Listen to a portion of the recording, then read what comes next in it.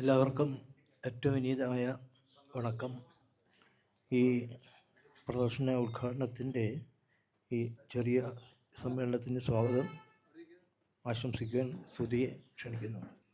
പ്രിയപ്പെട്ട അധ്യക്ഷൻ കവി കുരിപ്പുഴ ശ്രീകുമാർ സാർ, ബഹുമാനപ്പെട്ട ജനറൽ സെക്രട്ടറി പ്രിയപ്പെട്ട സന്തോഷ് മാനവം, ജില്ലാ സെക്രട്ടറി സന്തോഷ്, പ്രിയപ്പെട്ടവരെ, കേരള യുക്തിവാദി സംഘത്തിൻ്റെ 34ാമത് സംസ്ഥാന സമ്മേളനത്തിന് തുടക്കമാകുകയാണ്. നേരത്തെ സൂചിപ്പിച്ച പോലെ 94-ലാണ് ഇതിനു മുമ്പ് സംസ്ഥാന സമ്മേളനം കൊല്ലത്ത് നടന്നത്. 31 വർഷങ്ങൾക്ക് ശേഷമാണ് സ്റ്റേറ്റ് സമ്മേളനം വീണ്ടും കൊല്ലത്ത് നടക്കുന്നത്. ഞങ്ങളിതിൻ്റെ ഒരുക്കങ്ങൾ ഏതാണ്ട് പൂർത്തീകരിച്ചിട്ടുണ്ട്. ഇനിയും കുറച്ച് കാര്യങ്ങൾ കൂടി ഒരുക്കാനുണ്ട്. എക്സിബിഷൻ ഏതാണ്ടൊക്കെ സെറ്റ് ചെയ്ത് കഴിഞ്ഞു. ഇന്ന് ഈ എക്സിബിഷനോടുകൂടി നമ്മുടെ സമ്മേളനം ആരംഭിക്കുകയാണ്. ഈ സ്റ്റേറ്റ് സമ്മേളനത്തിൻ്റെ ഏറ്റവും വലിയ പ്രത്യേകത പ്രശസ്തയായ ബംഗ്ലാദേശ് എഴുത്തുകാരി തസ്ലീമ നസ്രീനാണ് നമ്മുടെ സമ്മേളനം ഉദ്ഘാടനം ചെയ്യുന്നു എന്നുള്ളത് തന്നെയാണ്. നമുക്ക് ഒരുപാട് അന്വേഷണങ്ങൾ വരുന്നുണ്ട്. തസ്ലീമ നസ്രീനെ ഒന്ന് കാണാനും അവരുടെ സംഭാഷണം കേൾക്കാനും ഒരുപാട് പേര് വിളിക്കുന്നുണ്ട്. അവർക്കൊക്കെ അവസരം നൽകാൻ തന്നെയാണ് നമ്മൾ തീരുമാനിച്ചിരിക്കുന്നത്, നമ്മുടെ സംഘടനാ സമ്മേളനം ആണെങ്കിൽ പോലും. അപ്പോൾ അതിന് നമ്മൾ പ്രത്യേകം പാസ് വെച്ചിട്ടുണ്ട്, വിസിറ്റേഴ്സ് പാസ് വെച്ചിട്ടുണ്ട്. അവർക്ക് നമ്മുടെ ഈ ഉദ്ഘാടന സമ്മേളനത്തിൽ വിസിറ്റേഴ്സിന് പങ്കെടുക്കാം. പക്ഷേ കുറച്ച് നിയന്ത്രണങ്ങൾ തീർച്ചയായും ഉണ്ടാകും. എല്ലാവരും ID കാർഡ് കരുതണമെന്ന് പറഞ്ഞിട്ടുണ്ട്. അപ്പോൾ നമ്മുടെ പ്രവർത്തകരുടെ അടുത്തും അത് ഒന്നുകൂടി ഓർമ്മിപ്പിക്കണം. ഉത്തരവാദിത്തപ്പെട്ടവർ ID കാർഡുമായിട്ട് തന്നെ നമ്മുടെ പ്രവർത്തകർ നാളെ സമ്മേളനത്തിന് എത്താൻ പറയണം. ഞാൻ ഈ വൈകിയ വേളയിൽ കൂടുതൽ കാര്യങ്ങളിലോട്ട് കടക്കുന്നില്ല. ഞാൻ എൻ്റെ കടമയിലേക്ക് കടക്കുകയാണ്. നമ്മുടെ ഇന്നത്തെ ഈ യോഗത്തിന് അധ്യക്ഷം വഹിക്കുന്നത് നമ്മുടെ ചെയർമാൻ കൂടിയായ പ്രിയ കവി കുരിപ്പുഴ ശ്രീകുമാർ സാറാണ്. അദ്ദേഹത്തെ കേരള യുക്തിവാദി സംഘത്തിൻ്റെ പേരിലും നിങ്ങൾ ഓരോരുത്തരുടെ പേരിലും ഈ പരിപാടിയിലേക്ക് ഹാർദവമായി സ്വാഗതം ചെയ്യും. നമ്മുടെ ഈ സമ്മേളനം ഉദ്ഘാടനം ചെയ്യുന്നത് RC ബോസ് ആണ്. അദ്ദേഹം യുക്തിവാദി സംഘവുമായിട്ട് വളരെ കാലമായിട്ട് സഹകരിച്ച് പോകുന്ന വ്യക്തി തന്നെയാണ്. പ്രിയപ്പെട്ട ഉദ്ഘാടകനെ ഈ സമ്മേളനത്തിലേക്ക്, ഈ വേദിയിലേക്ക് ഹാർദവമായി സ്വാഗതം ചെയ്യും. നമ്മുടെ ജനറൽ സെക്രട്ടറി രാവിലെ തന്നെ എത്തി, അദ്ദേഹം വേദിയിലുണ്ട്. നമ്മുടെ state general secretary TK Sakthidharan അവർകളെ ഈ യോഗത്തിലേക്ക് ഹാർദവമായി സ്വാഗതം ചെയ്യും. അതോടൊപ്പം നമ്മുടെ സ്റ്റേറ്റ് സെക്രട്ടറി സന്തോഷ് മാനവത്തെ ഈ വേദിയിലേക്ക് ഹാർദവമായി സ്വാഗതം ചെയ്യുന്നു. ആശംസ അർപ്പിക്കുന്ന ഡോക്ടർ പത്മകുമാർ, ശാസ്ത്ര സാഹിത്യ പരിഷത്ത്, അദ്ദേഹത്തെയും സ്നേഹപൂർവ്വം ഈ യോഗത്തിലേക്ക് സ്വാഗതം ചെയ്യുന്നു.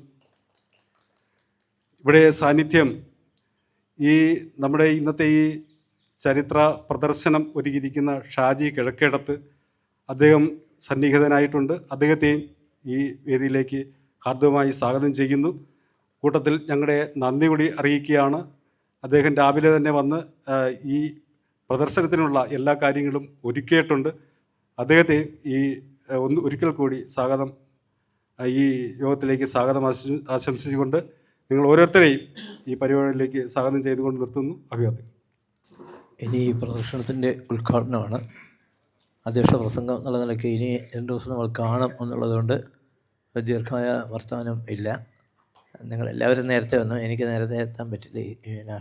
ഹൈവേയിൽ പണി നടക്കുന്ന കാരണമുള്ള ബ്ലോക്കിൽ പെട്ടുപോയതാണ് കാരണമായത്. നമ്മളിരിക്കുന്നത് യുക്തിബോധത്തിന് വളരെ പ്രാധാന്യമുള്ള ഒരു നഗരത്തിലാണ്.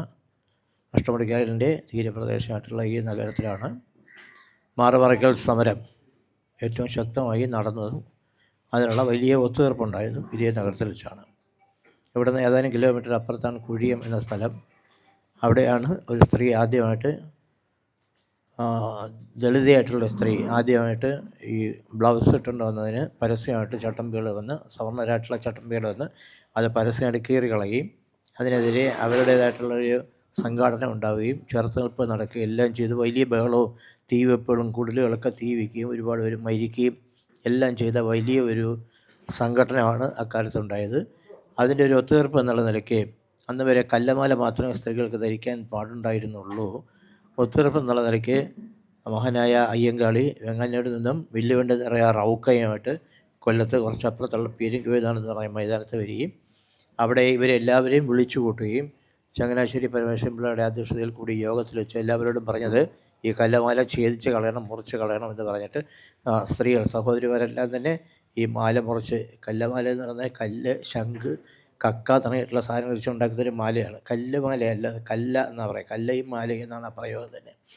അപ്പോൾ അത് മുറിച്ച് കളയുക. അത് തന്നെ ഒരു വലിയ കുന്നൻ്റെ അത്രയും പൊക്കത്തിലുണ്ടായിരുന്നെന്നാണ് പറയുന്നത്.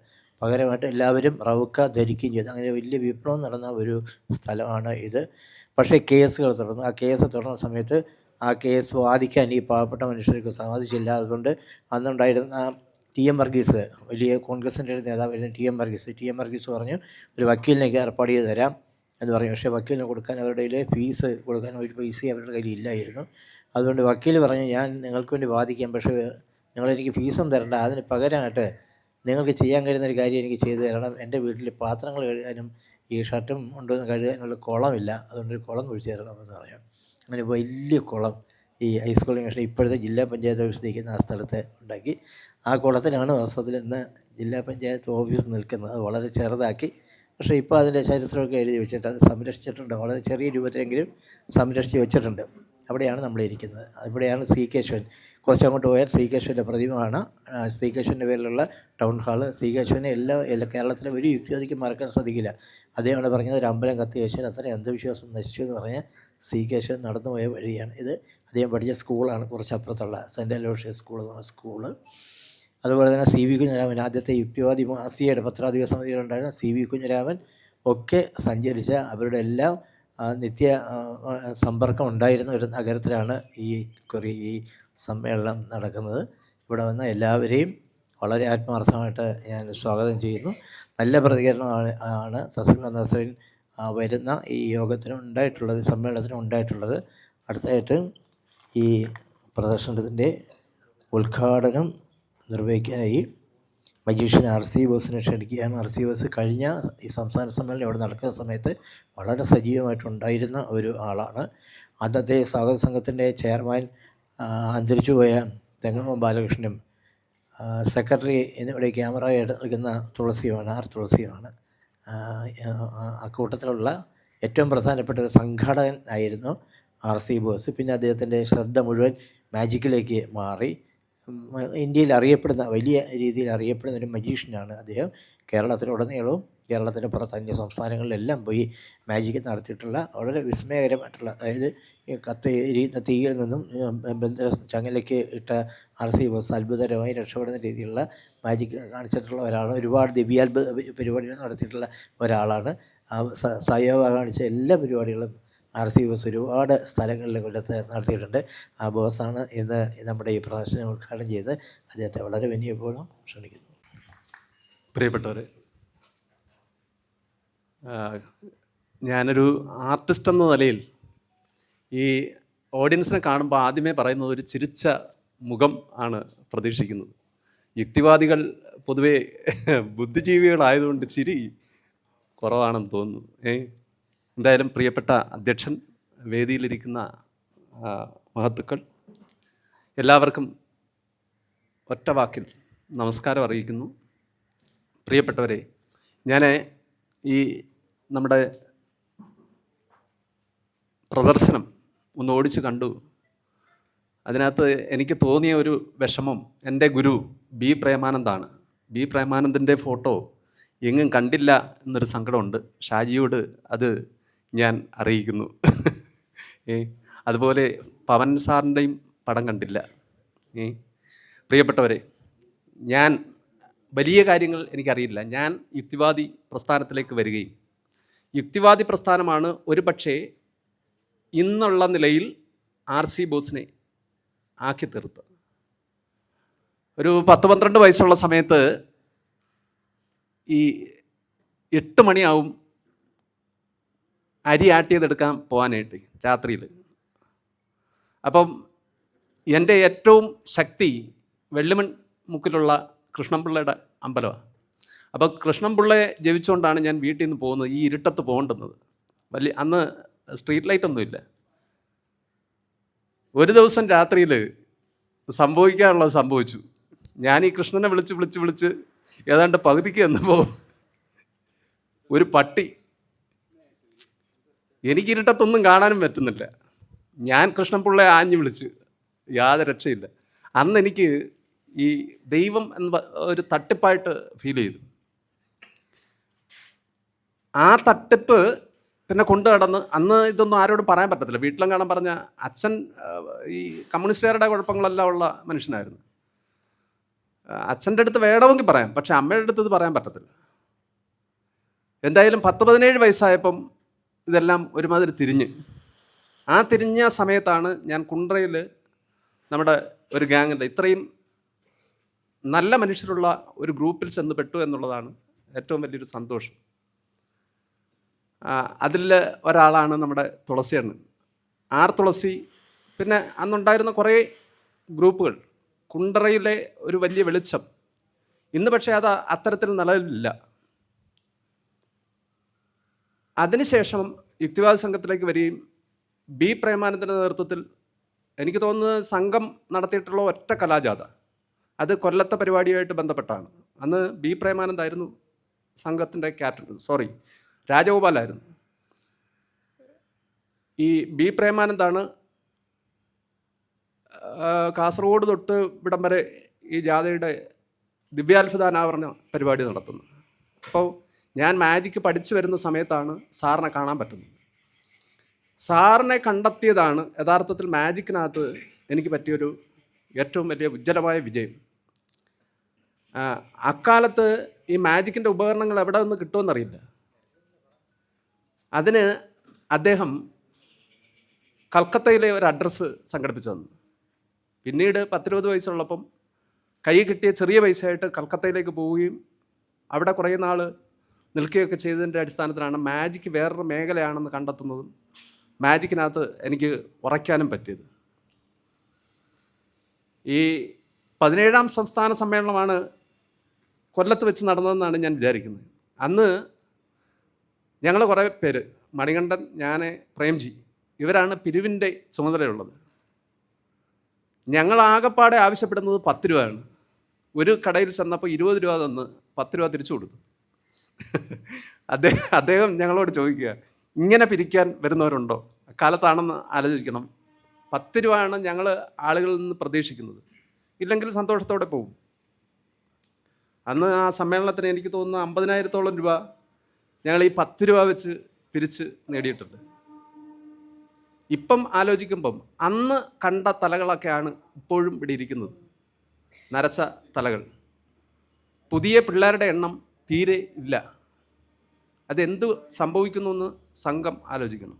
അതിനകത്ത് എനിക്ക് സന്തോഷിൻ്റെ കാര്യം പറയാനുള്ളത്, ഇത്രയും വർഷം പിന്നിടുമ്പോഴും സന്തോഷ് വ്യക്തിപരമായ ഒരു ബന്ധം, ഞാൻ പറഞ്ഞത് ചാത്തന്നൂർ സന്തോഷിൻ്റെ കാര്യമാണ്. അന്ന് ആ കൂട്ടത്തിൽ ഉള്ള ഒരു സന്തോഷം, അവിടെ ഇരിക്കുന്ന ഓണാവട്ട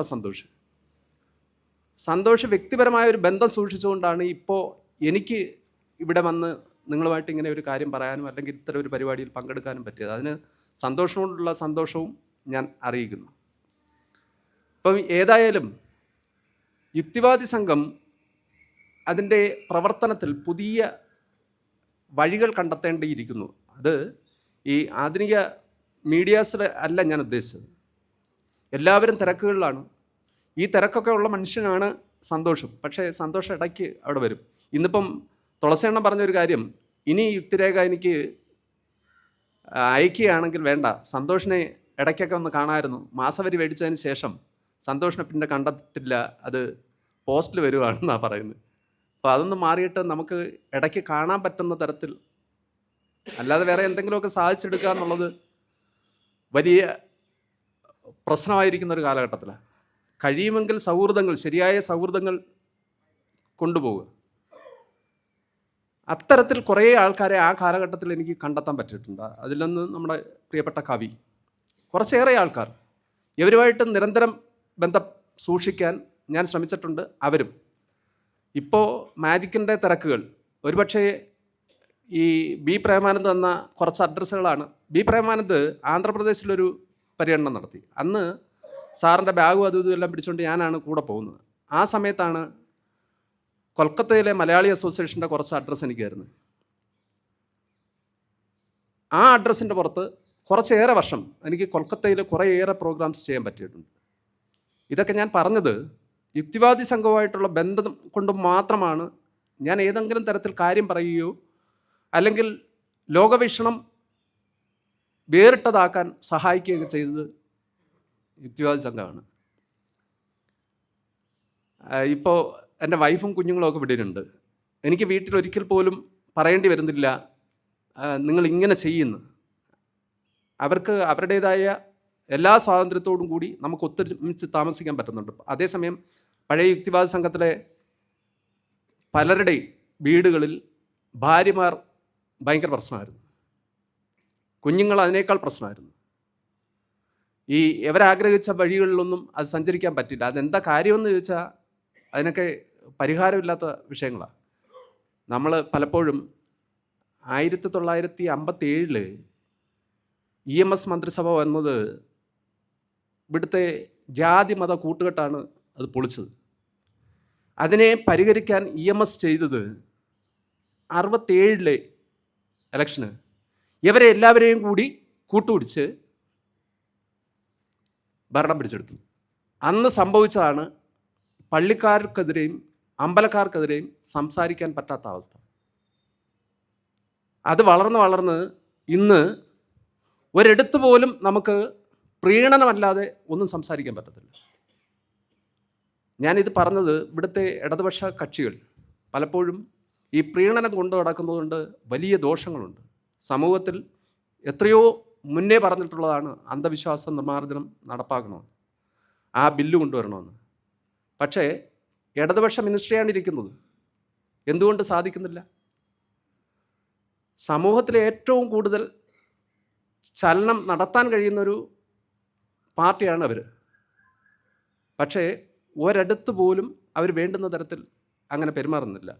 അതിന് ഒക്കെ മാറ്റം വരാൻ നമ്മളിനി കുറച്ച് ആൾക്കാർ ശ്രമിച്ചാൽ നടക്കുമെന്ന് എനിക്കറിയില്ല. കാരണം അന്നത്തെ ഈ തലമുറയിൽപ്പെട്ടവർ മാത്രമേ ഉള്ളൂ, പുതിയ ആൾക്കാർ വരുന്നില്ല. പുതിയ ആൾക്കാർ അതേസമയം പല സംഘടനകളിലും ഇത്തരം മൂവ്മെൻറ്റുകൾ നടത്തുന്ന പല സംഘടനകളിലും പുതിയ പിള്ളേരുണ്ട്.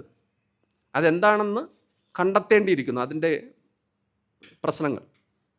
അപ്പോൾ പ്രിയപ്പെട്ടവരെ, നിങ്ങളുടെ അടുത്ത് നിൽക്കുമ്പോൾ യുക്തിവാദി സംഘത്തിൻ്റെ പേരിൽ മജീഷ്യനാവുകയും, മാജിക്ക് കുട്ടിക്കാലത്തെ ഉണ്ടെങ്കിലും യുക്തിവാദി സംഘത്തിൻ്റെ പിന്തുണയാണ് എന്നെ ശരിയായ മജീഷ്യനായിട്ട് ശരിയായ വേയിൽ പോകാൻ സഹായിച്ചത്. എന്ന് മാത്രമല്ല, കിട്ടിയിട്ടുള്ള വേദികളിലെല്ലാം യുക്തിവാദം പറയാനും അത് പ്രചരിപ്പിക്കാനും ഞാൻ ശ്രമിച്ചിട്ടുമുണ്ട്. പല ക്ഷേത്രങ്ങളിലും ഞാൻ യുക്തിവാദം പറഞ്ഞിട്ടുണ്ട്. അതുകൊണ്ടൊന്നും ഒരു പ്രശ്നവും ഉണ്ടായിട്ടില്ല. പറയേണ്ടുന്ന രീതിയിൽ പറയാൻ പഠിപ്പിച്ചത് യുക്തിവാദ സംഘമാണ്. അപ്പോൾ ആ അനുഭവങ്ങൾ ഞാൻ നിങ്ങളോടൊപ്പം പങ്കുവച്ചു. ഇന്ന് നാളെ മറ്റന്നാളുമായിട്ട് ഗംഭീരമായി 34ാം സംസ്ഥാന സമ്മേളനം നടക്കുകയാണ്. എല്ലാവിധ ആശംസകളും അറിയിക്കുന്നു. ഒപ്പം നിങ്ങളെയൊക്കെ സാക്ഷി നിർത്തി ഈ ചരിത്ര പ്രദർശനം ഉദ്ഘാടനം ചെയ്തതായിട്ട് അറിയിക്കുന്നു. പ്രിയപ്പെട്ടവരെ, എല്ലാവർക്കും നന്ദി, നമസ്കാരം. മല്ലിൽ ഇവിടെ സംസ്ഥാന സമ്മേളനം നടക്കുമ്പോൾ ഇതുപോലെയൊരു ചിത്ര പ്രദർശനം ഞാനാണ് ഉദ്ഘാടനം ചെയ്തത്. ഇന്ന് RCOS ആണെന്നുള്ളത് വ്യത്യാസം. ആശംസ അർപ്പിച്ച് വർത്തമാനം പറയാനായിട്ട് ശാസ്ത്രാഹിത്യ പരിഷത്തിൻ്റെ സജീവ പ്രവർത്തകനായ ഡോക്ടർ പത്മകുമാറിനെ ക്ഷണിക്കുന്നു. ഷാജി കിഴക്കിടത്താണ് ഇത് സജ്ജീകരിച്ചിട്ടുള്ളത്. അദ്ദേഹത്തോട് പ്രത്യേകിച്ച് നന്ദി രേഖപ്പെടുത്തുന്നു. യോഗത്തിൻ്റെ അധ്യക്ഷൻ പ്രിയപ്പെട്ട കുരിപ്പുഴ, ഈ പ്രദർശനം ഉദ്ഘാടനം ചെയ്ത ബോസ്, വേദിയിലും സദസ്സിലുമുള്ള മറ്റ് പ്രിയപ്പെട്ടവരെ, ഞാൻ ശാസ്ത്ര സാഹിത്യ പരിഷത്തിൻ്റെ കൊല്ലം ജില്ലാ പ്രസിഡൻ്റാണ്. ഇപ്പം എൻ്റെ സംഘത്തെ പ്രതിനിധീകരിച്ച് ഇവിടെ നിൽക്കുമ്പോൾ വളരെ അഭിമാനമുണ്ട്. കാരണം മാനവികതയിൽ ഊന്നി പ്രവർത്തിക്കുകയും മനുഷ്യാവകാശ ലംഘനങ്ങൾക്കെതിരെ പ്രതികരിക്കുകയും പ്രക്ഷോഭം നയിക്കുകയും ചെയ്യുന്ന ഒരു കൂട്ടായ്മയുടെ ഭാഗമാണ് എൻ്റെ പ്രസ്ഥാനവും യുക്തിവാദ സംഘവും.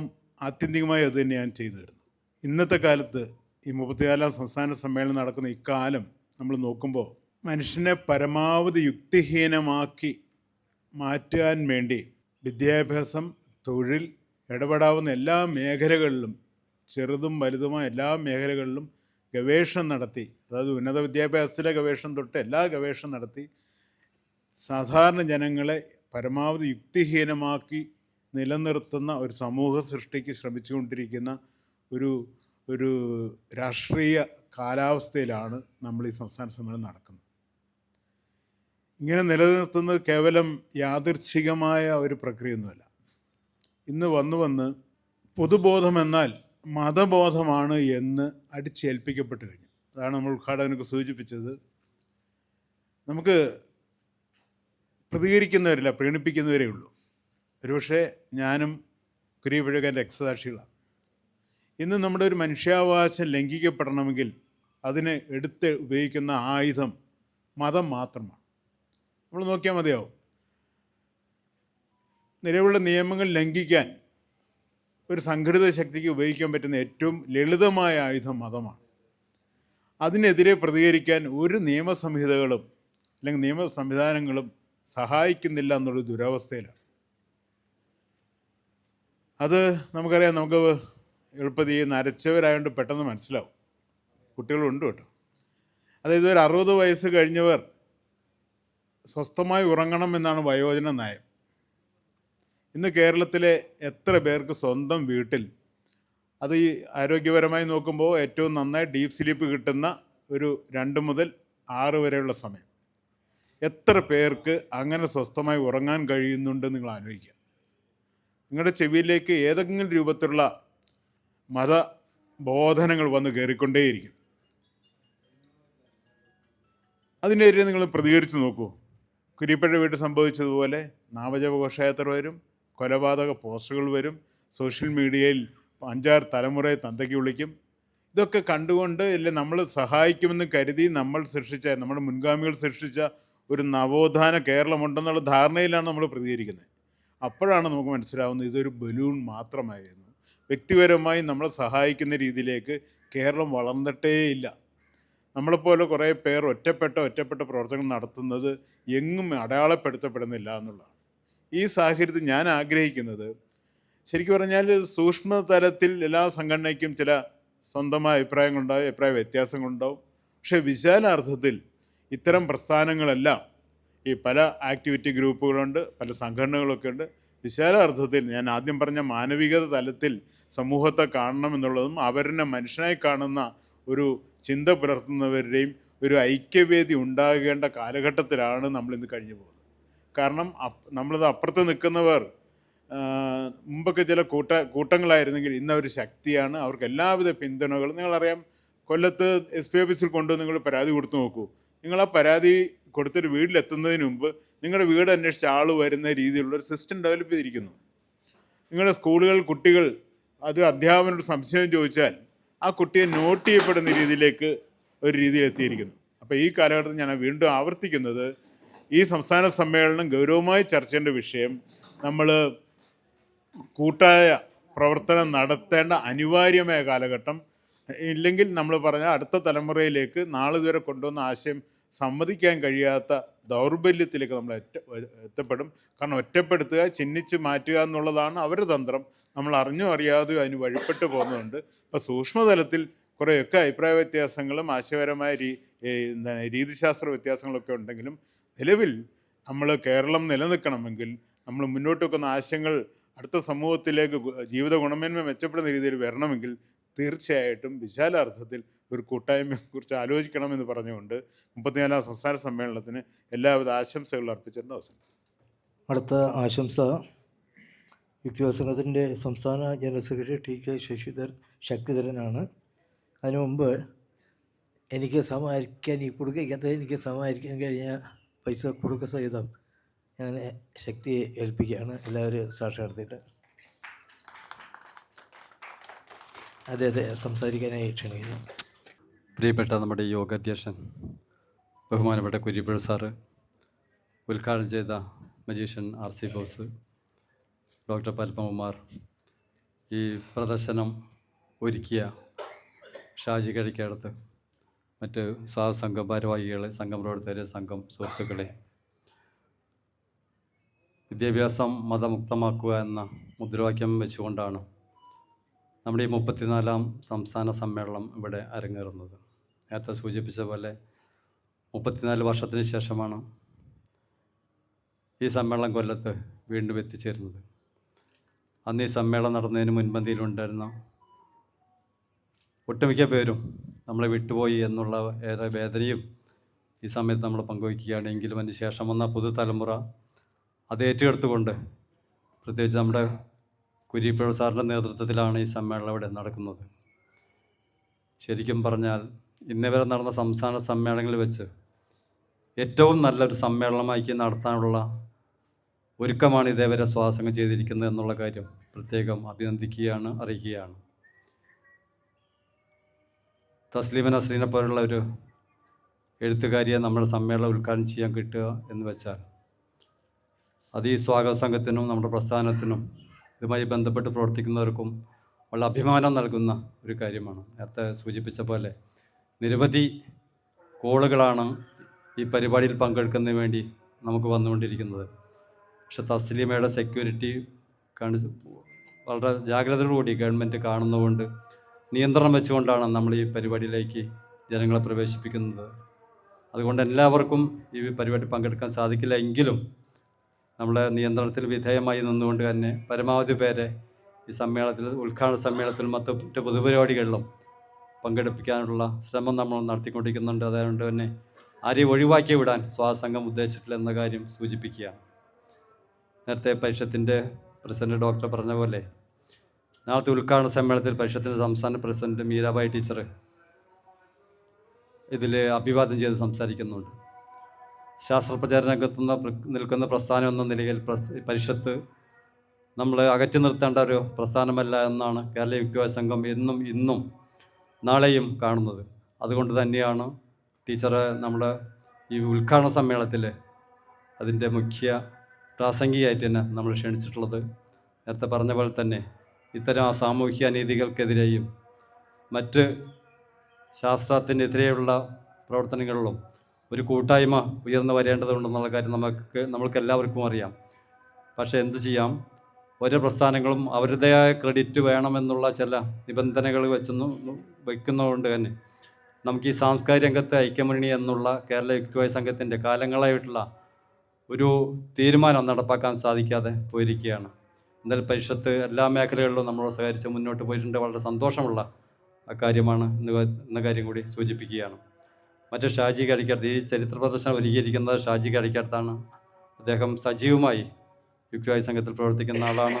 നിരവധി സമ്മേളനങ്ങളിൽ അദ്ദേഹത്തിൻ്റെ പ്രദർശനം നടത്തിയിട്ടുണ്ട്. കഴിഞ്ഞ സമ്മേളനം കാഞ്ഞങ്ങാട് നടന്നപ്പോൾ അവിടെയും അദ്ദേഹത്തിൻ്റെ പ്രദർശനം ഉണ്ടായിരുന്നു. ഷാജിയെ പ്രത്യേകം ഈ സ്വാഗത സംഘത്തിന് വേണ്ടി അഭിനന്ദിക്കുകയാണ്. അത് കൂടുതലായി നീട്ടി പറയുന്നില്ല.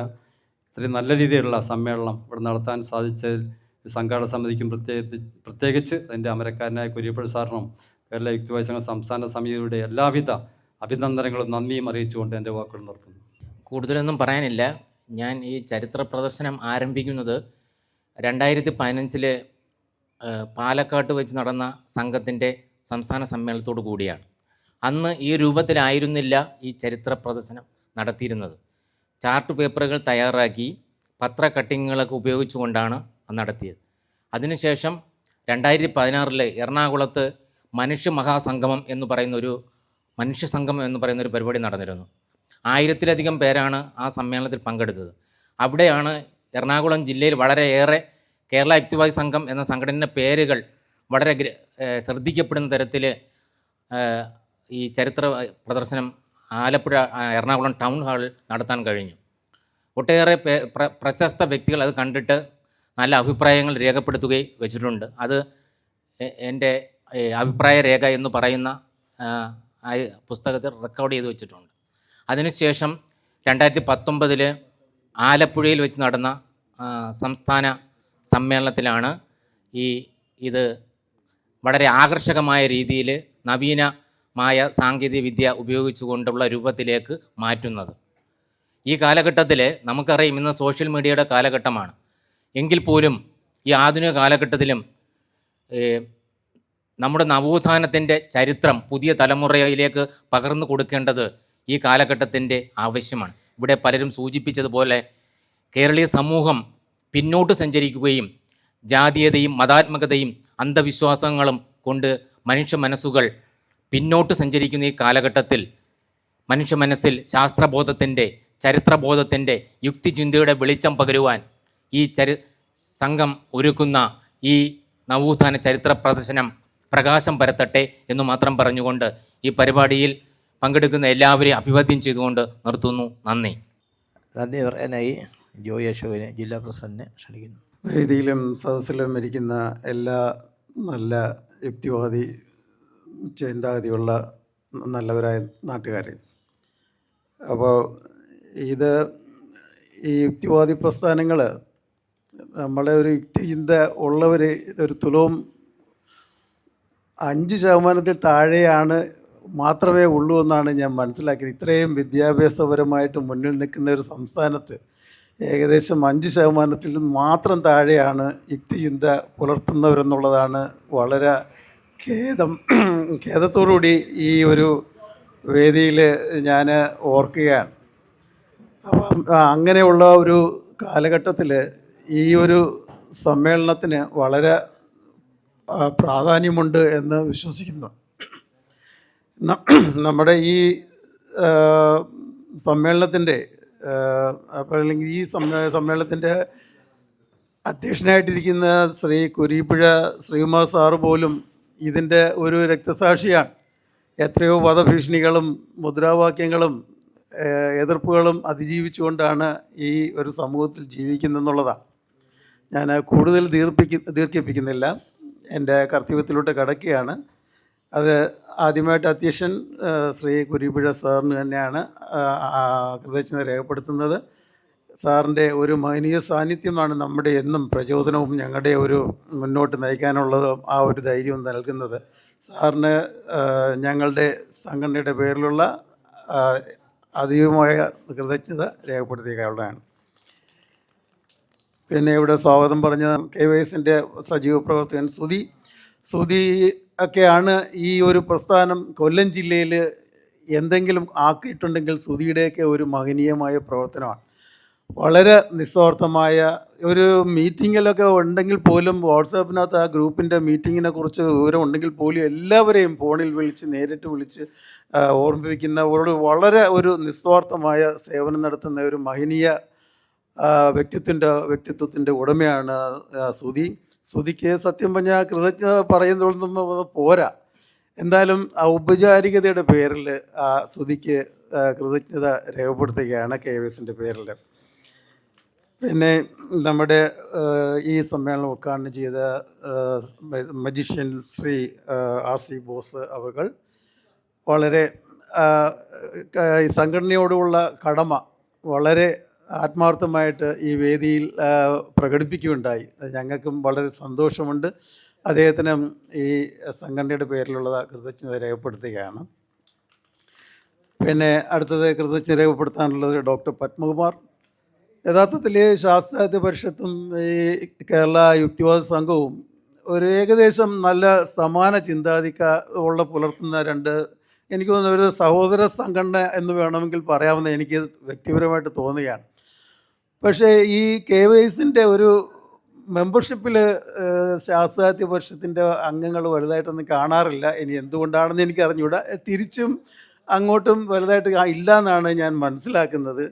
എന്താണ് ഇതിൻ്റെ ഒരു ഒത്തുചേർന്നുള്ളൊരു പ്രവർത്തനത്തിന് എന്താണ് തടസ്സം എന്നുള്ളത് എനിക്ക് വ്യക്തിപരമായിട്ട് എനിക്ക് അറിഞ്ഞുകൂടാ. എന്തായാലും സാറ് പരിഷത്തിൻ്റെ ഒരു